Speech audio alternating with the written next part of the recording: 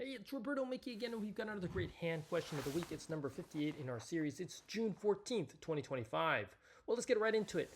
Timing of nerve repairs. In a recent article by Jain et al. In the Journal of Hand Surgery, investigating the timing of nerve repairs, all statements about the timing of nerve repairs are true except A. For the entire cohort, age and complexity of the injury were predictors of need for nerve grafting. B. For the entire cohort, timing was a predictor of need for nerve grafting. C. For the common digital nerve cohort, age and complexity of injury were not predictors of need for grafting. D. For the major nerve cohort, the chance of nerve grafting increases 20% per day after the injury. E. For the digital nerve cohorts, the chance of nerve grafting increased 4% per day after the injury. Well, here's your chance to pause the video, think about the question, and answer it. In this retrospective study, the authors examined the factors associated with the ability to directly repair a nerve sharp laceration.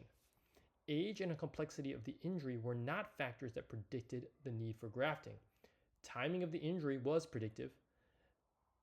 The different types of injuries had differences in the timing of the need for grafting.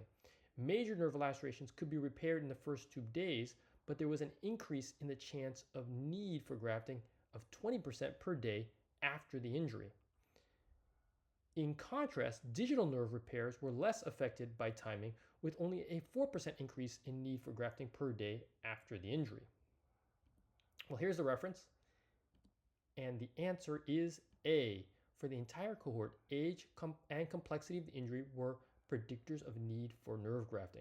So in this article, basically, age and complexity of the injury were not predictors of the need for nerve grafting. Only timing was, and the level of the injury were predictive of the need for nerve grafting.